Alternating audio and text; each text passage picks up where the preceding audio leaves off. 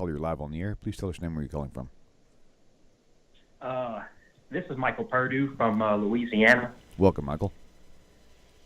Rabbi Singer, I have a question concerning Jeremiah chapter 30, verse 6, the time of Jacob's trouble.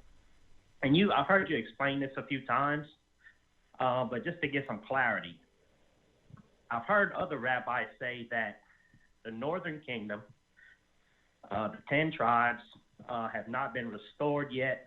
That will happen in the Messianic age. But Jacob's trouble is really addressing all of Israel. Is that correct?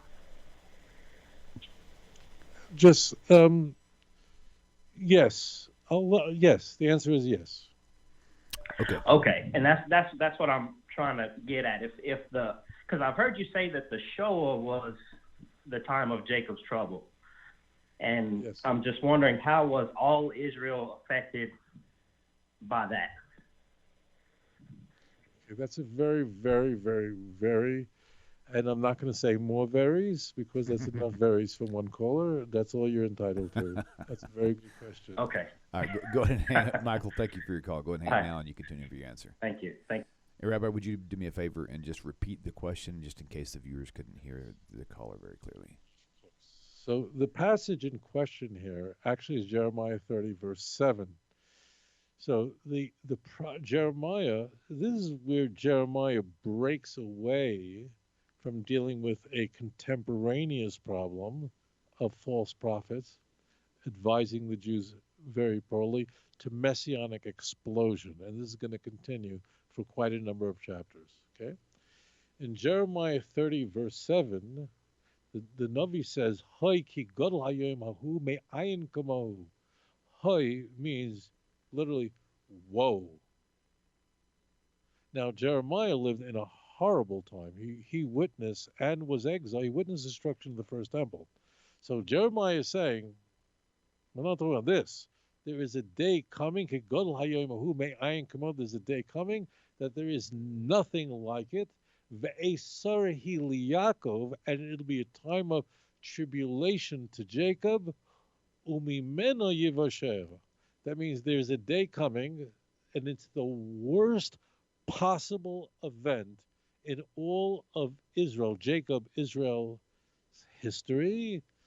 Umimeno, but from that event, yivasher, will come your redemption. So very, very famous. So there are multiple, so the question is asked, we are living in a time when the 10 northern tribes, which means really 9.5 tribes, are not with us. This is how the question would be framed. And the only part of the nation that survived the Assyrian exile of Sancherib, which was terminated in the 14th year of Hezekiah, was the tribe of Judah, which I'm not a part of. My great-grandmother was. The tribe of Levi, that's my tribe. They were in the southern kingdom. And Chatzi Shevet Binyamin, part of the tribe of Benjamin. The rest of the Jews were carried off to places unknown. Now, here's where we can get ourselves into trouble.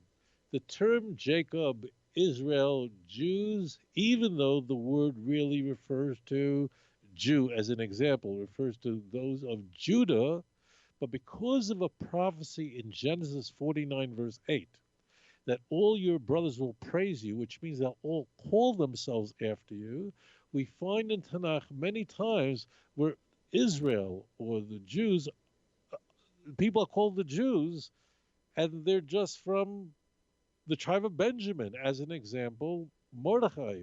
Mordechai in the book of Esther was an Ish Yemini. He was the tribe of Benjamin, but he was called Yehudi, a Jew. So these types of words are not to be taken in a hyper literal way, but to be understood that it's referring to the children of Israel, the history of the children of Israel.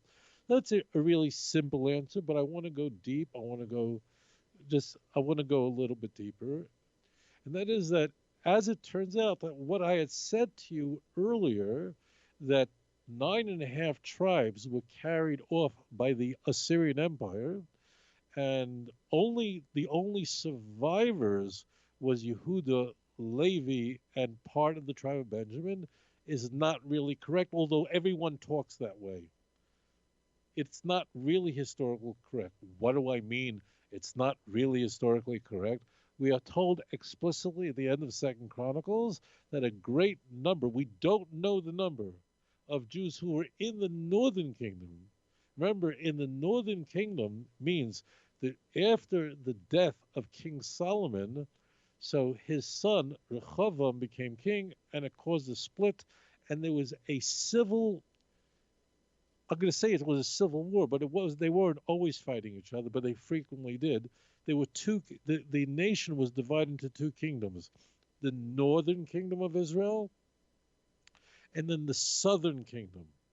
Okay, so now just so you know, the cutoff line essentially is about where Jerusalem is.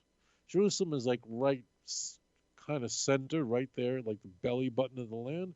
So basically, north, which means Samaria, that's the northern part of Israel, that's where all these various tribes lived. In the south, you had Judah, and of course, you had Yerushalayim, Jerusalem, where the Levium served. I mean, Kohanim, I'm a Kohen, so that's my tribe. But what did the northern kingdom do? They did not want Jews in the north to go to Jerusalem. Why not? Not because it was occupied territory, it was just the opposite. They knew that if Jews would go to Jerusalem, go south, and the Temple Mount sits really on two tribes, right at the border of Judah and Benjamin. Why beyond the scope of this show? Because they knew that if they're going to go see the southern kingdom and see Yerushalayim and see the temple, the Beis Hamikdash, this is the first temple period, Solomon's temple, their hearts would grow warm, and they would what do they call it? Like when people from North Korea they would escape. They wouldn't want to stay there. So don't ask what was done in the north to keep Jews from going south. They built idols. They built altars that mimicked the altar in the temple. In fact, we've discovered them in Dan. We have it. We literally have it.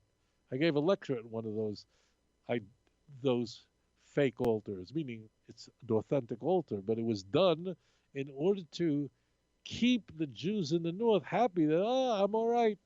But did it work? So we're told explicitly at the end of Tanakh that in fact it was not a very successful endeavor, and in fact many of the northern tribes said, "I'm out of here," and they came down. So here's the real truth. Conventionally, we say the 10 tribes are gone, but they're not.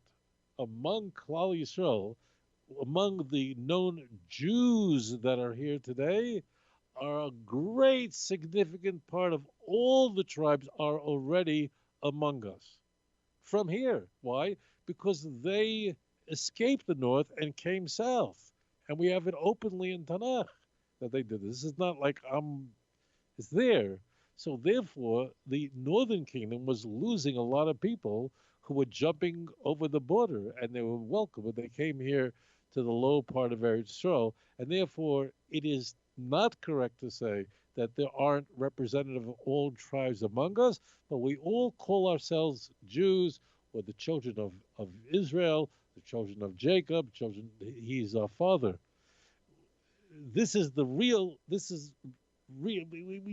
for whatever reason, people don't study Chronicles. And without that, you're going to be lost. What am I going to say to you, my dear brother? You're like just not going to read half the Bible and think that you could.